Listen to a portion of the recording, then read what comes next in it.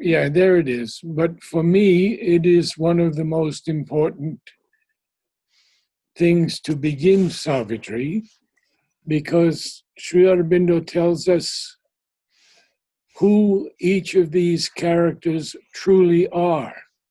May I read it? Yes, please, please. The tale of Satyavan and Savitri is recited in the Mahabharata as a story of conjugal love conquering death. But this legend is, as shown by many features of the human tale, one of the many symbolic myths of the Vedic cycle. Satyavan is the soul, carrying the divine truth of being within itself, but descended into the grip of death and ignorance. Savitri is the divine word, daughter of the sun, goddess of the supreme truth, who comes down and is born to save. Aswapati, the lord of the horse, her human father, is the lord of tapasya, the concentrated energy of spiritual endeavor that helps us to rise from the mortal to the immortal planes. Dyumatsena, lord of the shining hosts, father of Satyavan, is the divine mind, here fallen blind, losing its celestial kingdom of vision, and through that loss, its kingdom of glory. And now comes perhaps the most important part to me. Still, this is not a mere allegory. The characters are not personified qualities, but incarnations or emanations of living and conscious forces, capital F, forces, with whom we can enter into concrete touch.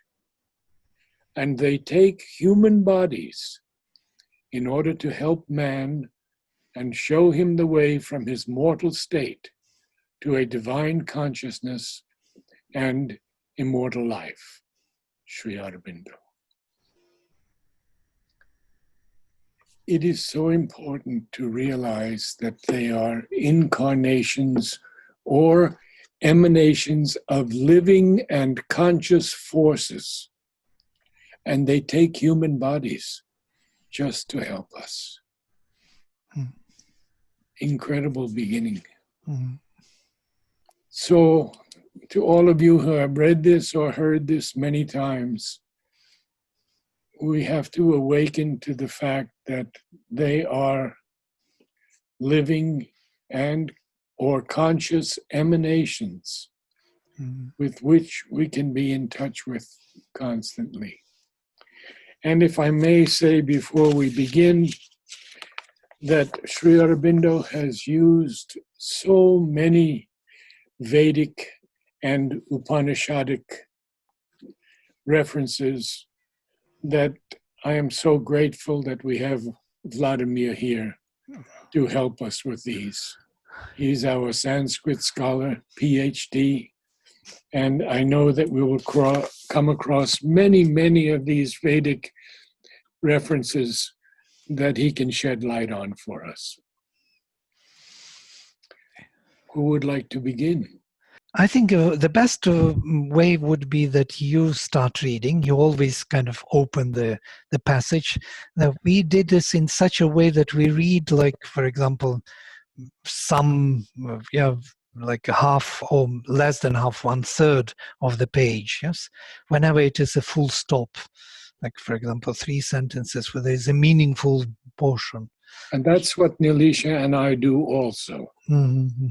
And I think it works very well. And then you will, then we will all read it or discuss it. How do you work? It would be better to look into the meaning first. Maybe some words are not clear. The idea is not clear, what it means, what he wants to say. If that is there to be discussed, then it is discussed. If not, then we read.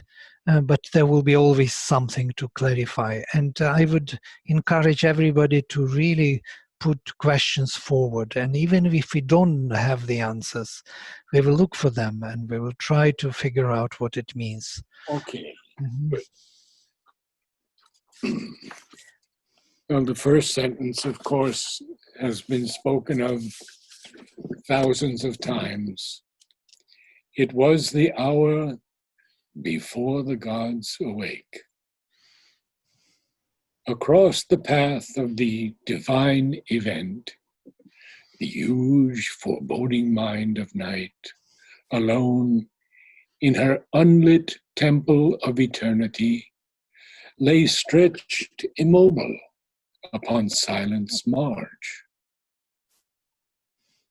Almost one felt, opaque, impenetrable, in the somber symbol of her eyeless muse, the abysm of the unbodied infinite.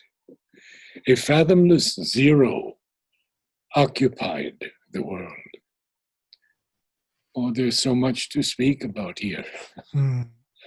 You want to begin? Oh, yeah, please, if you have, there are presumptions which I'm very interested in. Why he says, yes, what is this divine event with capital E and Exactly, the capital E of divine event. right. For me, the divine event is the coming of the divine into the earth. Right. This divine event that Mother and Sri Aurobindo have precipitated with the supermind has to cross this foreboding mind of night, because it is across that path of the divine event, Mm-hmm. that mind of night. And do you want to say something about the first line? Right. Also, it's the whole. It's so, how to say, pregnant with meaning there. The hour before the gods awake. So, what is that hour? There was something, some creation, the first round of creation, the fallen emanations into their opposites, as Mother describes, and this it was before even the second stage of creation came into being, before the gods came into existence. Exactly. And before they awake, it is said when the gods awake, there is light. I don't know if you agree with that. Mm. Right, right. And that's the view of also of the Bible. The God says, "Let it be light," but that means the creation in the Bible. We are always thinking about this. Started with the second stage. In the Veda, it is viewed that from the night came from the shining truth. So. So the beginning was the light, then the night came into being, and then again there was a awakening of light within the night. That's why across the path, and night was not there from the beginning. You see, it is across the path. Path started with the light. Then there was a night across the path, which we have to cross and come. From light we come, and to a light we go, he says. You remember there is a passage in Savitri. Yes. We come to her from the supernal light. By light we live, and to the light we go. And into light we go. Yes. But this foreboding mind, foreboding, does everyone understand the word foreboding? And kind of anticipating, or maybe even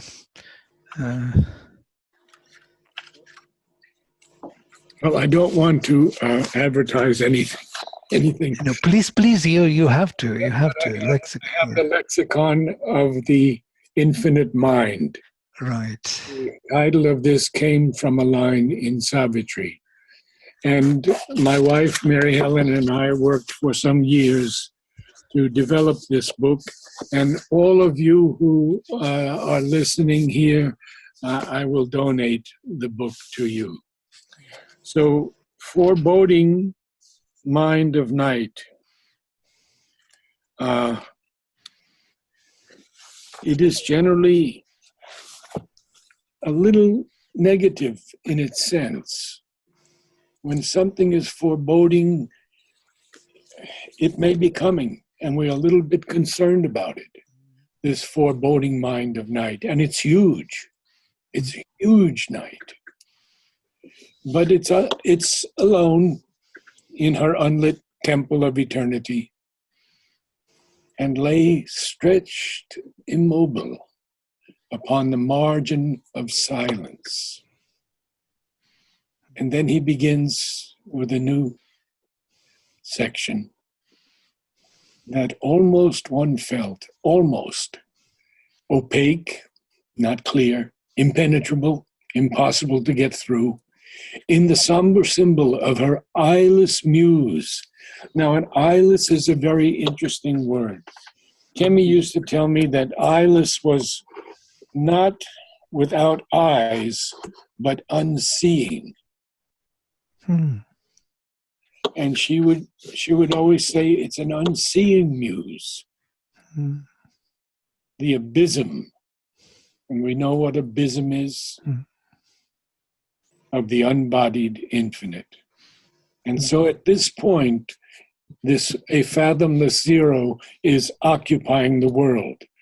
Do you understand it, Vladimir, as our world or all the worlds?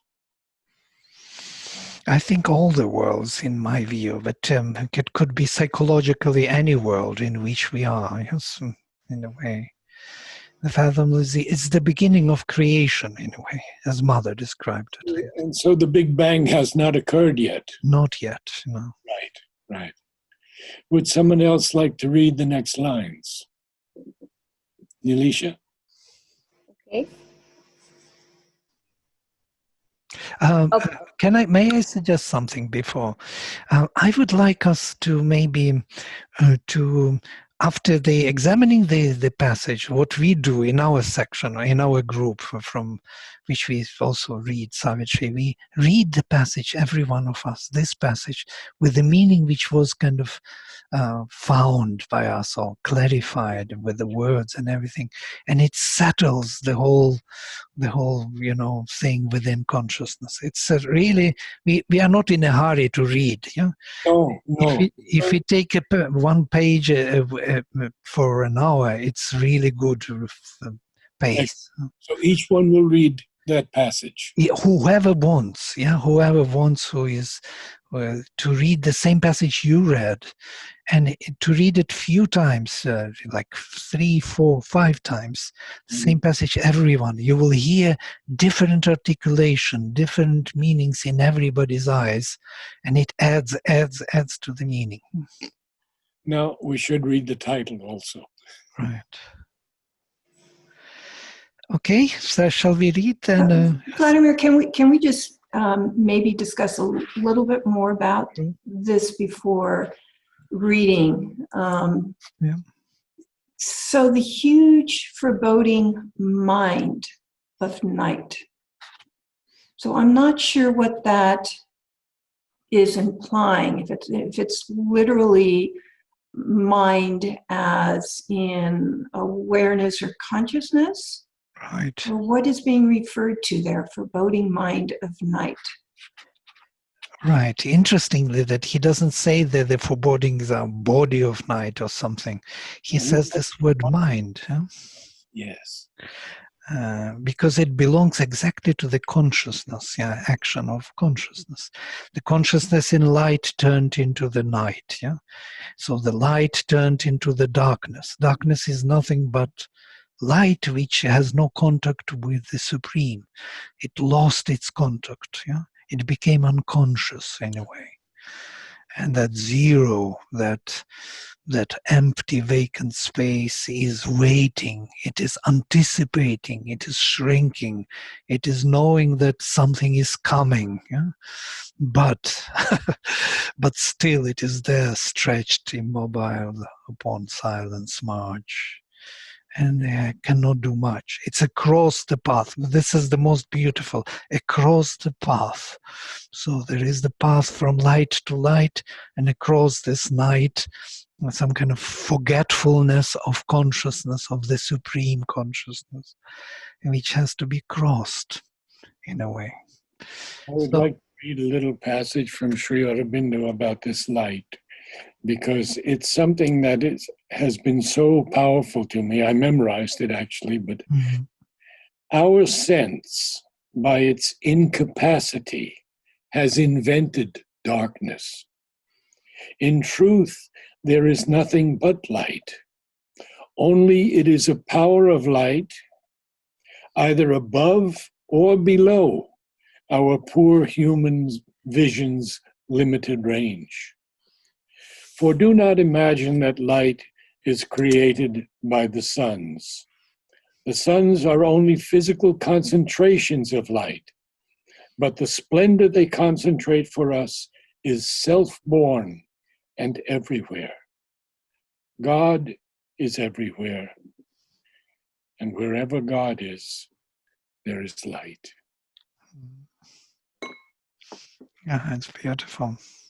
So the night, basically, the darkness, is the light which is not having contact or does not remember the supreme, the origin.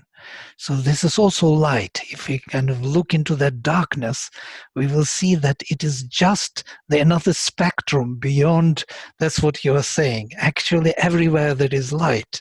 Only it's our incapacity to see it creates, and that incapacity is referring here to the mind. And this incapacity of consciousness to really perceive the divine.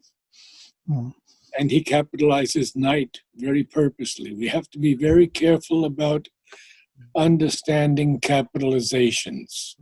Nolini once told me that when he capitalizes something, it refers to the essence of the thing. It's not just a capital N. It refers to the true meaning, the essence of night. And again, we have silence capitalized. We have God's capitalized. We have infinite capitalized. Right. It was very, very exact about capitalization. Very interesting. Thank you. This is beautiful.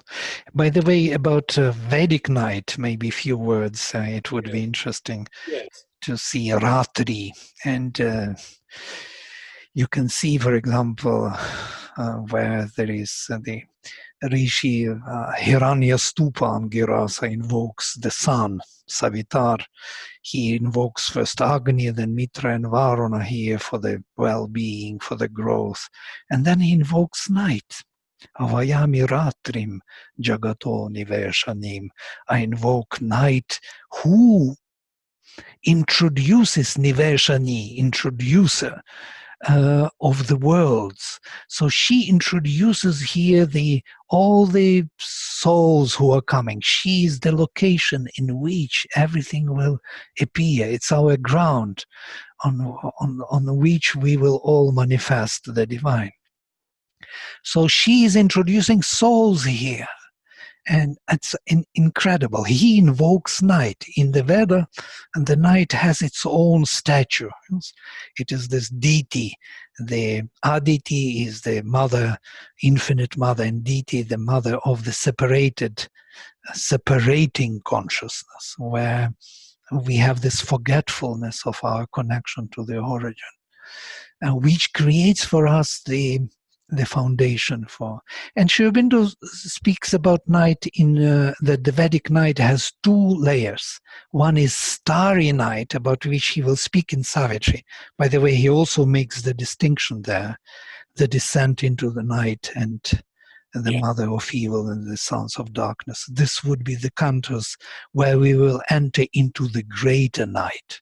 He says that in the Veda also there is lesser night, which is more starry, luminous, closer to us, to our ignorance, in which we can rest. And there is another night, which is deep, deep inconscient night, which is very scary, where things disappear and So that is the greater night, which is below, and that one is very scary to enter. Even Mother speaks about those cantos, that Yes. they were quite scary for her to read them.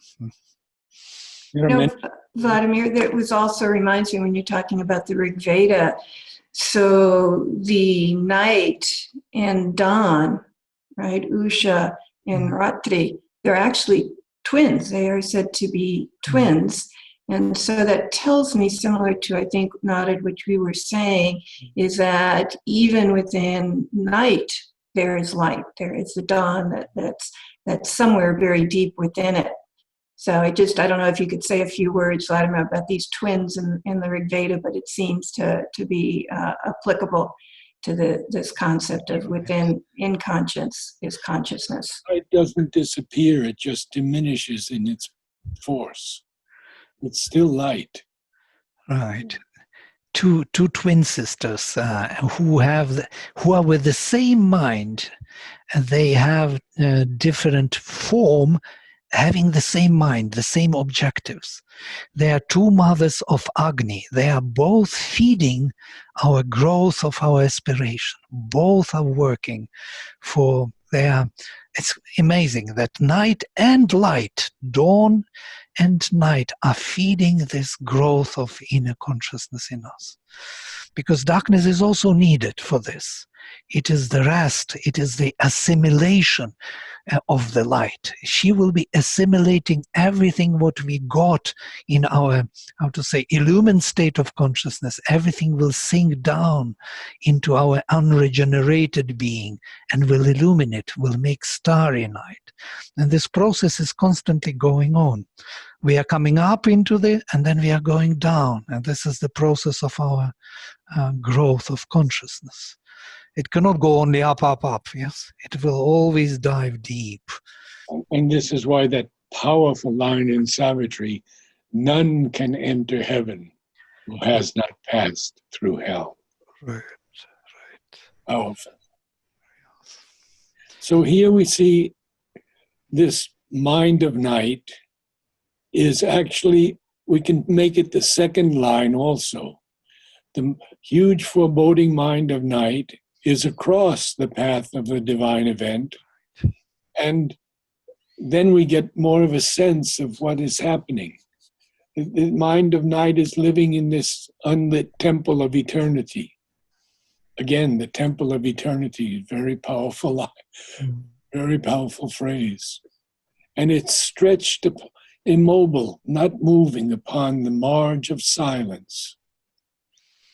And then one almost feels the abysm of the unbodied infinite.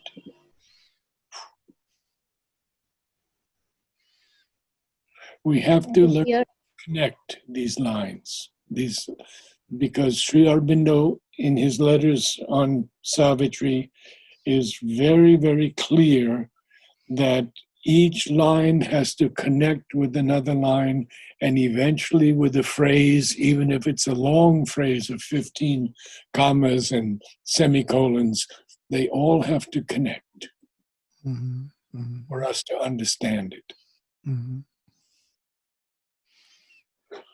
So in this word where he's talking about upon silence, Vladimir, how you speak about the word, how the formation and the manifestation began with the word.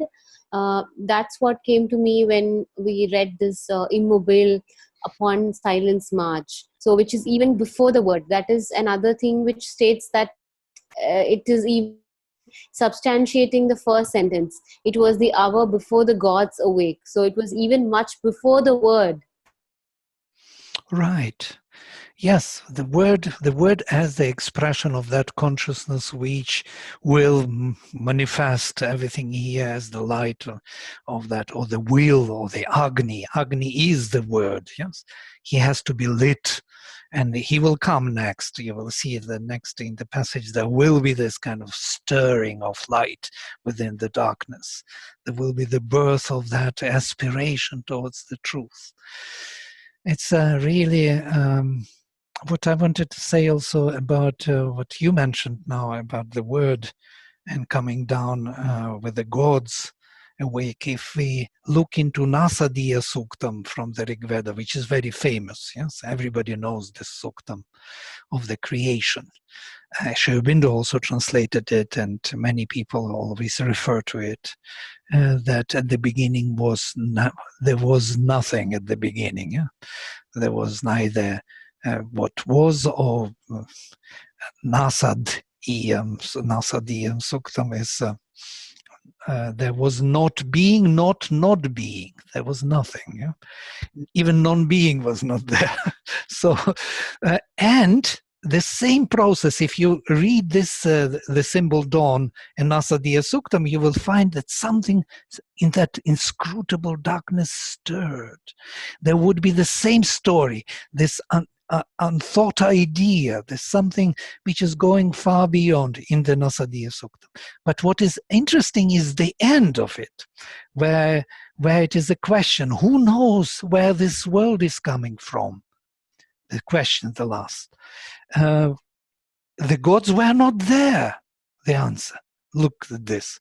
There was the hour before the gods awake. The gods were not there at the beginning. Then who can say about this world? Who knows where it comes from? So there was no consciousness to perceive it, because this fathomless zero occupied the world. How can you speak about it? There was no consciousness within to say that it is there. So, and then it says, maybe he who is in the highest heaven, Adhyaksha, the one who supreme, can say, or maybe even he doesn't know. He cannot say.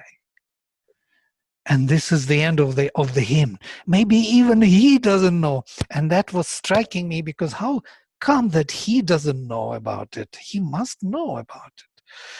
But then it struck me, but in that darkness, he really doesn't know.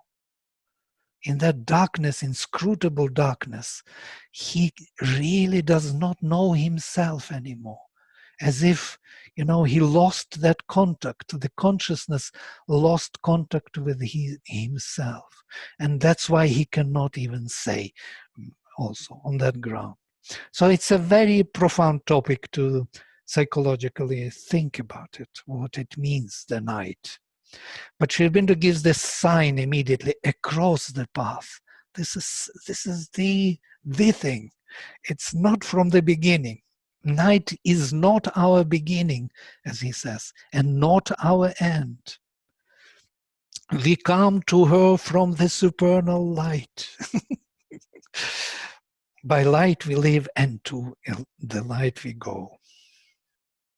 Even in Christianity, we have the saying, in the beginning was the Word, and the Word was made flesh. Right. So the Word actually took manifestation.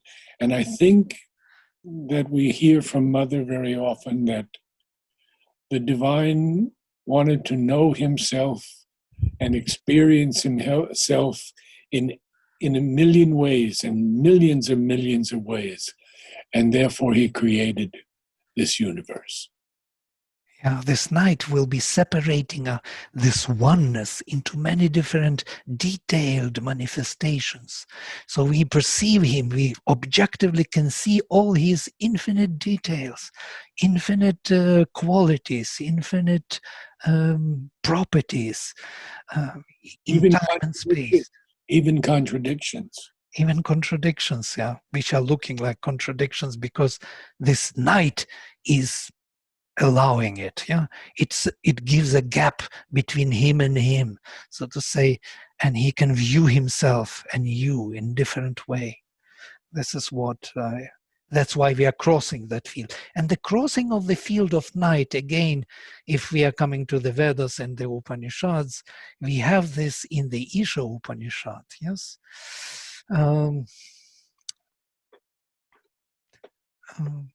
Avidyaya mrityum tirtva vidyaya mritamashnuti. By avidya, by ignorance, mrityum tirtva, having crossed death, Death in this case is the field of that night where we disappear constantly. There is a gap.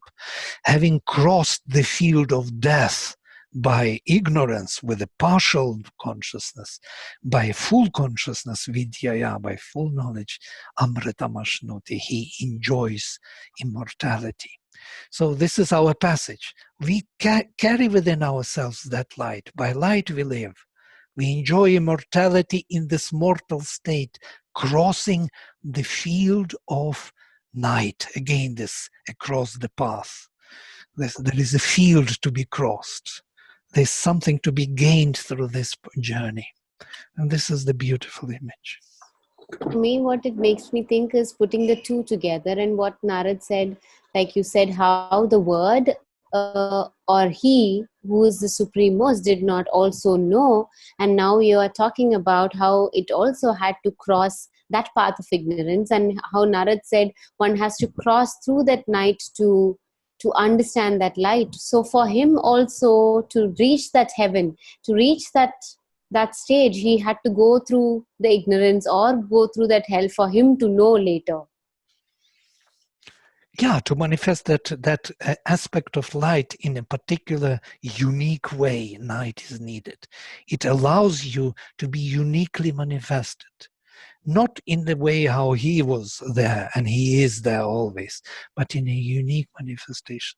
That's why both of them, these two mothers of dawn and night, are feeding the growth of Agni within ourselves. All right.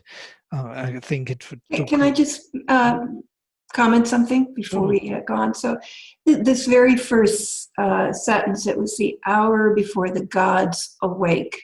So I find it very interesting that Sri Aurobindo uses the word awake. Mm-hmm. And it's almost like, to me, instead of awoke, that they awoke once and forever, this use of this awake seems to me it may be the individual level, the psychological level, that this darkness overcoming us and finding the light, and the darkness and the night, the morning, the dawn, the sunset, the night again, that maybe these are psychological cycles that individuals go through, birth after birth, birth after birth. You see what I'm saying? That this is a continuum. I know it may not,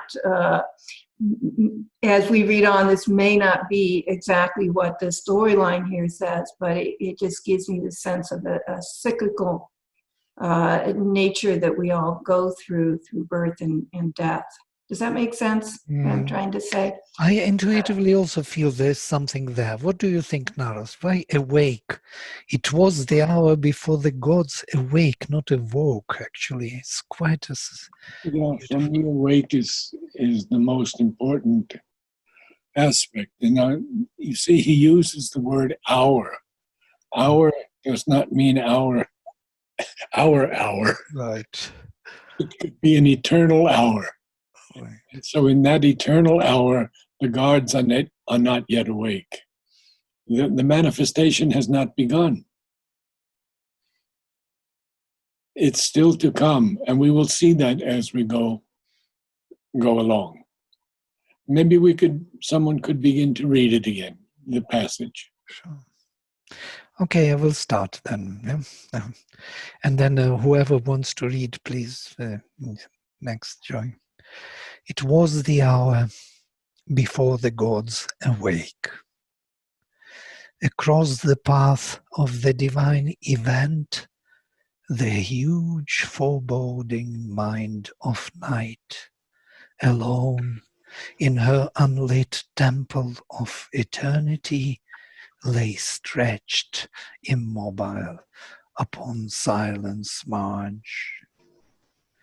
Almost one felt opaque, impenetrable, in the somber symbol of her eyeless muse, the abysm of the unbodied infinite.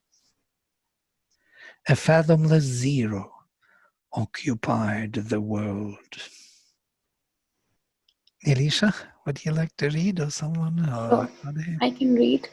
The same paragraph? Yes, the same. Okay. the symbol dawn. It was the hour before the gods awake. Across the path of the divine event, the huge foreboding mind of night, alone in her unlit temple of eternity, lay stretched immobile upon silence marge. Almost one felt opaque, impenetrable in the somber symbol of her eyeless muse, the abysm of the unbodied infinite. A fathomless zero occupied the world. Prema? Yeah, I would also. It was the hour before the gods awake. Across the path of the divine event, the huge foreboding mind of night, alone in her unlit temple of eternity, lay stretched immobile upon silence marge. Almost one felt opaque, impenetrable in the sober symbol of her eyeless muse, the abysm of the unbodied infinite. A fathomless zero occupied the world. Radha, would you like to read? No? It was the hour before the gods awake. Across the path of the divine event, the huge foreboding mind of night, alone in her unlit temple of eternity, lay stretched immobile upon silence marge. Almost one felt opaque, impenetrable in the somber symbol of her eyeless muse, the abysm of the embodied infinite. A fathomless zero occupied the world.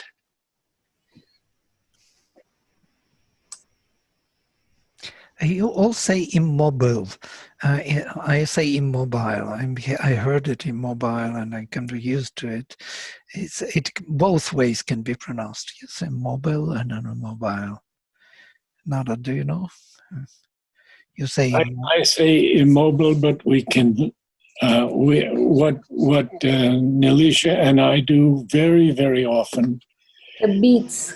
Go to the British pronunciation.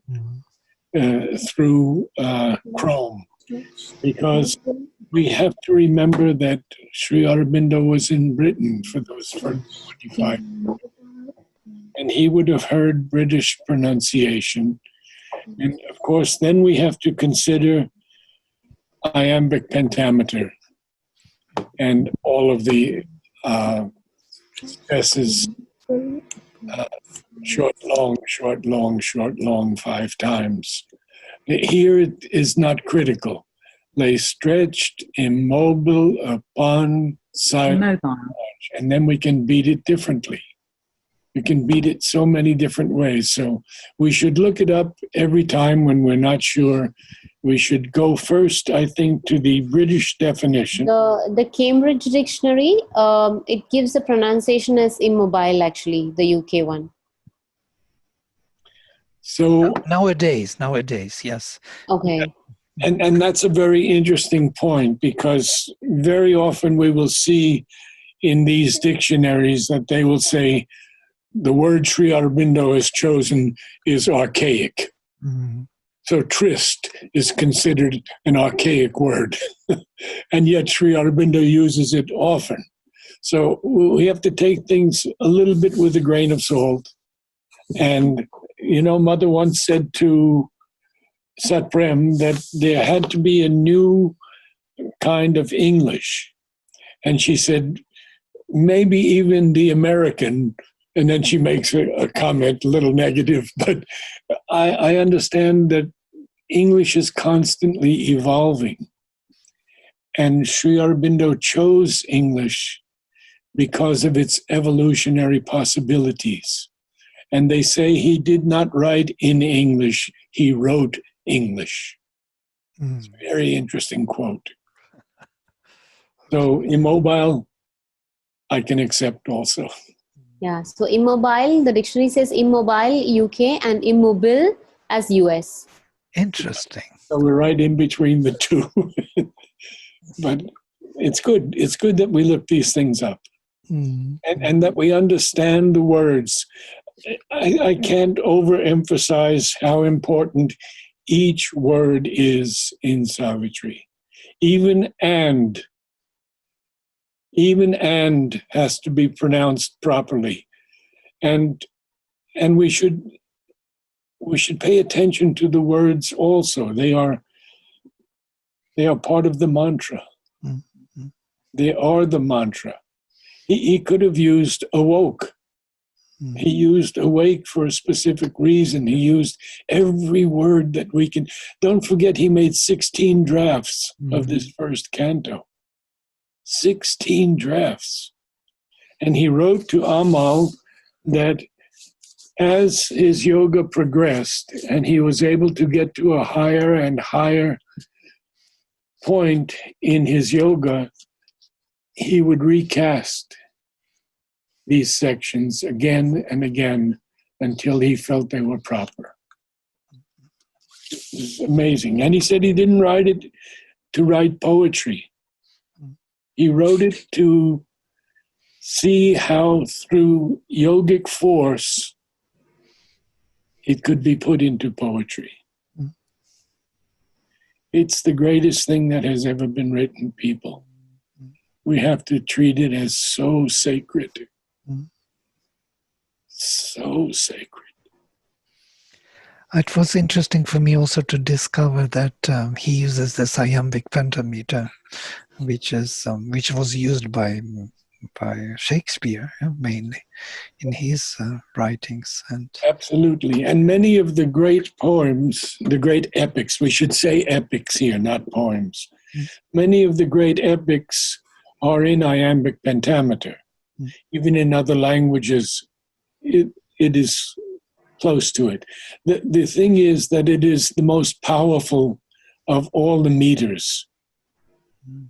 Quatrameter is a powerful meter, but iambic pentameter is even more powerful. And I think that Sri Aurobindo says,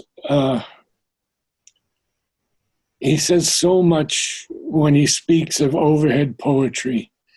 And I know it's difficult to get through that, but it's an incredible, it's actually a letter. And it's a long letter that he wrote to Amal about overhead poetry and what it contains. If we can read letters on Savitri, it would help. Mother wasn't happy with it. She called Amal at one time a moron. But later on, she did tell him that some of the things, because he said to Mother, what about mistakes such as punctuation and things like that, and corrections that were obviously needed? Mother's very strong on that. She says, so you know better than Sri Aurobindo? You know a word that would be better, a phrase that would be better than Sri Aurobindo? She gets into it pretty strongly. We have to realize that this has been written by the avatar of the supreme, of the supermental. Not just by any poet, although he called himself first a poet, but that was his humility. Okay, we have one more reading, Nelly. Yeah. All right, so Narad, can you take next passage and we'll follow you. The next passage.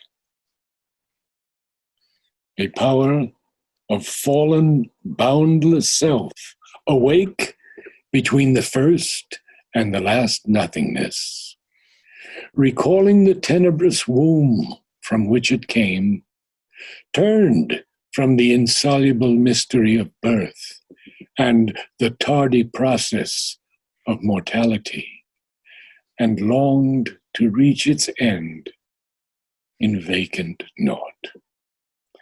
Probably we need to just take that session. Yes.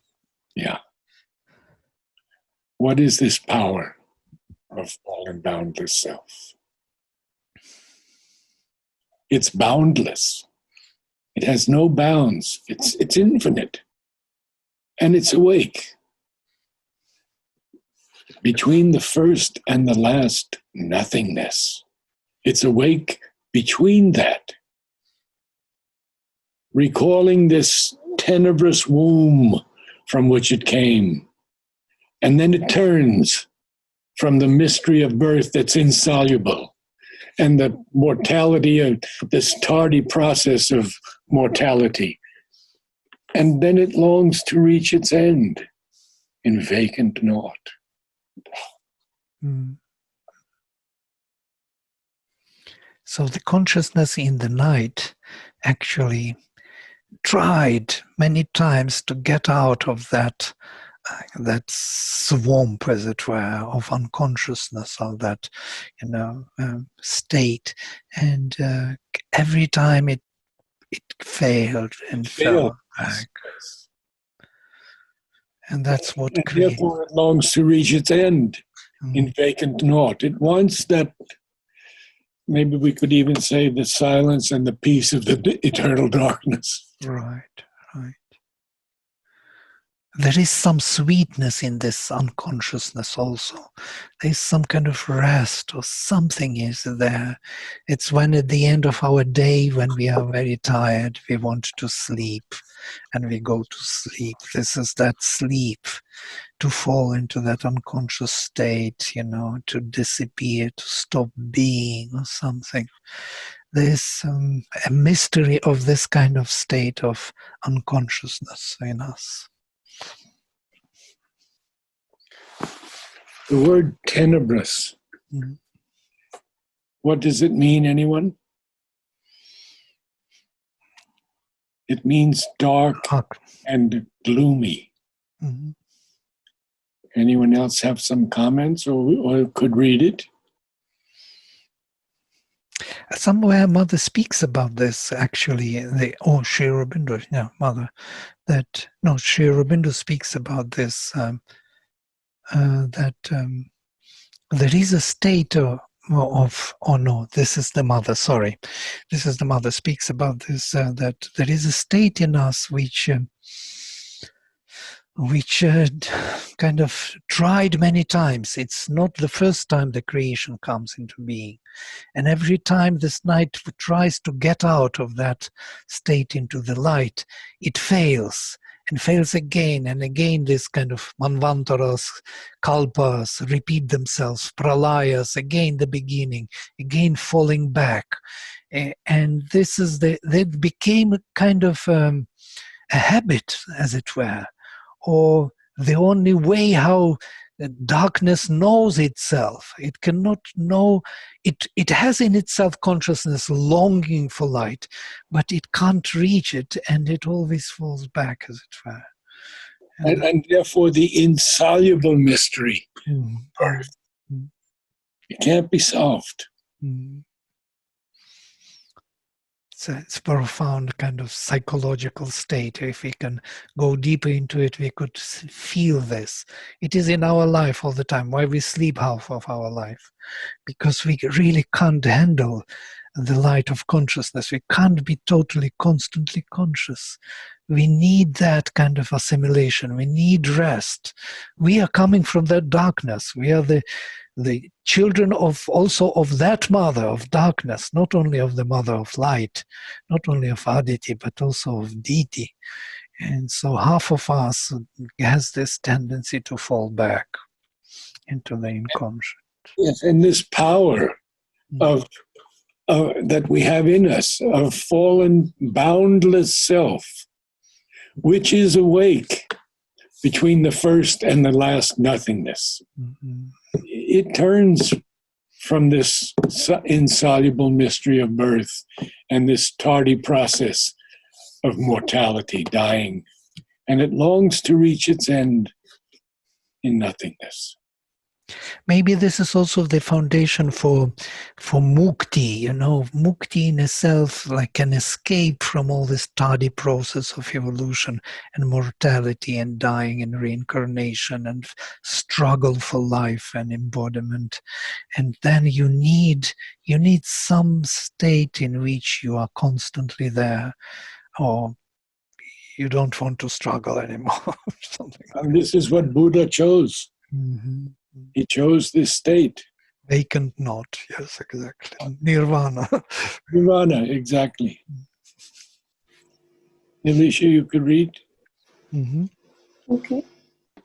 A power of fallen boundless self awake, between the first and the last nothingness, recalling the tenebrous womb from which it came, turned from the insoluble mystery of birth and the tardy process of mortality, and longed to reach its end in vacant naught. I noticed something in Nilisha's pronunciations, which I don't have. I say last, and she says lost. Oh, Here we have English the last. coming in. Right. What do you say, Vladimir? I would say last also. It's I have more English. I don't say last. Yeah, I have to. I think I have to work on that. It's last. Right. And then what about rolling the R's? I noticed that many of the ashram people, even Jumur, who have R. Yeah. Yeah. Tenebrous. They wrote, tenebrous, yes. Cross. Tenebrous. It sounds sweet, rolling. Yeah. Yeah. I think pronunciations add to it, it's like You mean different pronunciations? yeah, even different. When we read in Savitri Bhavan with all different nationalities, Frenchies have their own accent, Russians their own. I think it makes it richer in some way. Yeah? Well, I'm happy to hear you say that, because my feeling, and I've written about it, is that there are as many ways to read Savitri as there are people who love it. Mm-hmm. So, Nelly, perhaps you could read a little bit to end our session. Somebody else maybe wants to read, Brahma or Radhe. Please go ahead. Okay. I also wanted to make a comment on how Vladimir said about the kalpas and vikalpas and rolling cycles. It put me in touch with what Radhe commented about. It was the hour before the gods awake, where she saw it as the cycles. Mm-hmm. So when you said this, I felt a connection there where it's like in cycles. Mm-hmm. Actually, it is Mother's comment on this, that this is not first time, and it's many times, and every time it failed to come to the divine manifestation, and it has to again fall back and again start. And this is kind of the black hole, as it were, which draws all light into its center to restart the creation, to restart a new attempt again and again and again. And we have this information very briefly in stories of Lemuria, Atlantis, and other civilizations that were often much further in their progression of material world, material things than we are. And they sunk. And a new creation had to come. But the key that we have to remember always is that there were 6 pralayas, and Mother said there would not be a 7th. There would be no total destruction of this present civilization. It's very interesting to look into the Indian, because we are in the 7th Manvantara, and in the Kalpa there are 14, so we are in the middle, exactly in the middle. So from Vaivasvata Manvantara, when we move to a next one, all of them, they are called Savarnas, and they have the same name in the Indian tradition. So they are not distinguished as some unique, Separative, yeah. So it means they will go uninterruptedly, most probably, one after the other. So there will be no dissolution into the night again. It seems, if I recall also, Vladimir, that we are not only in the 7th Manvantara, but we're in the middle of the 7th Manvantara, right? So we're at this turning point or halfway point, if you will, which also seems very significant. That's a very interesting remark, yes. When the darkness is at its peak, to try to hold on. Right. And the light is slowly beginning to demolish it. Wonderful, great. So shall we read here? Yes, Prema? Yeah. Prema, Radhe, and me, myself, I will read also. Good. A power of fallen boundless self awake between the first and the last nothingness, recalling the tenebrous womb from which it came, turned from the insoluble mystery of birth and the tardy process of immortality, and longed to reach its end in wakened not. One thing I could share with you from Amal and from my reading and understanding of poetry is that there should be the slightest pause after every line, very slight. And when the line is enjambed, that means the thought carries over into another line. Still, there must be a pause, but we have to make the connection. So this power of fallen, boundless self between the first and the last nothingness is important. So that slight hesitation after each line is very important, very slight. Yeah, even here, like the huge foreboding mind of night alone in her unlipped, there has to be a pause, not alone in her unlit temple. Oh, though it is connected in one sentence, there is no comma, nothing, but there has to be this, we have to breathe in before we do the next line. Yeah. Yeah, Radhe, would you like, or shall I read and you conclude? Why don't you just conclude? All right. A little after. A power of fallen boundless self awake between the first and the last nothingness, recalling the tenebrous womb from which it came, turned from the insoluble mystery of birth and the tardy process of mortality, and longed to reach its end in vacant naught. All right, wonderful. It was a beautiful meeting. I'm glad that we all came together, lovers of Savitri, around you, Narad, and that you lead us forward so we could go through this most important creation. Yeah.